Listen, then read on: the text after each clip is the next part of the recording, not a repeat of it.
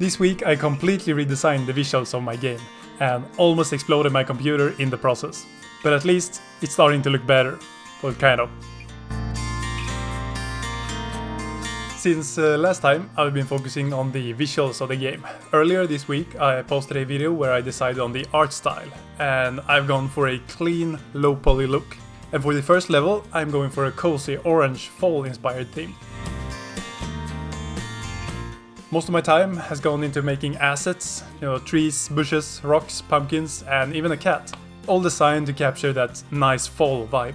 So I'm completely new to low poly modeling and I find that the hardest part is making my designs look intentional. It's surprisingly easy to end up with a model that just looks like it has low resolution. But when it's done right, low poly can look just as polished and stylish as a high-res model. These pumpkins, for example, I'm actually really happy with. I've really been looking forward to seeing how some more polished visuals will change the feel of the game.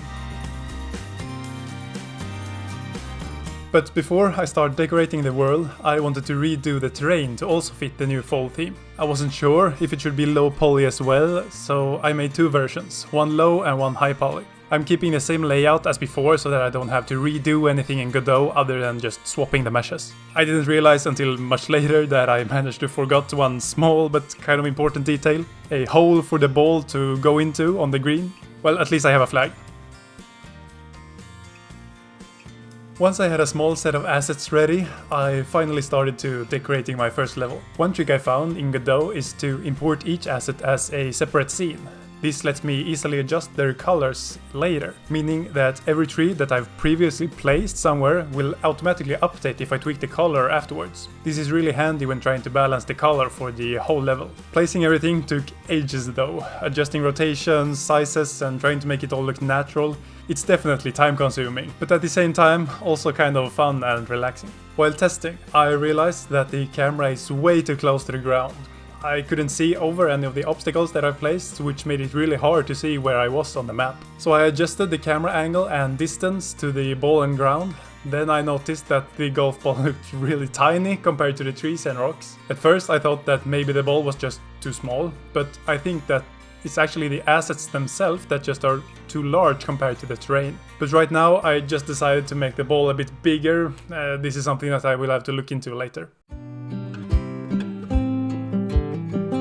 Even though it takes time, I really enjoy designing everything by hand, tree by tree. Sure, I could look into some procedural generation or something, but for now I want to give the world my own personal touch. It's slow, but it really makes it feel like it's mine, and that's a lot of fun. Suddenly, I heard a noise while running the game. It was my computer fans going crazy. Turns out my graphics card was running at 100%, which is kinda worrying because the game doesn't exactly look that good yet. It wasn't because of unlimited FPS either, it was locked at around 144. After some testing I found that removing the light source made it a lot better. But of course I want light, so I started tweaking some shadow settings, which helped a little. Then I discovered that my high poly terrain had around 2 million triangles. And yes, apparently that's a lot. Good thing I already made that low poly version earlier. If any of you know some optimization tricks for 3D games in Godot, please share them in the comments, I clearly need help here. Something that's been bothering me for a while is the background. There's just nothing out there in the distance. I tried using Godot's fog feature to make things fade off more naturally, which helped a bit. Ideally, I'd have multiple courses next to each other, like a real golf course. That would mean that there is stuff in the distance. But for now, I'm just focusing on one small prototype. So what's my solution? Scaling up piles of leaves to make them look like hills in the distance. Adding a bit of fog and it almost works. Almost. What do you guys think? Alright, it's time to check out the final results. This took so much longer than I expected, but I'm happy with how it's starting to look. I added some forest areas, some stone paths, a little pond to make things feel more complete. It still feels a bit unplanned, because honestly it is. I mostly just placed things wherever they felt right. Next time I will try planning more before decorating, because redoing things in the Godot editor is really time consuming. Now I really need your help. Let me know in the comments what you think of the visuals. What looks good, what could be improved. I'm still learning, so any feedback is super valuable. Next week I will continue improving the visuals and also start fixing some technical bugs that popped up along the way. This week's been intense, but I'm excited to keep building and see where this goes. Thank you so much for watching, take care, and I will see you in the next one. Bye bye.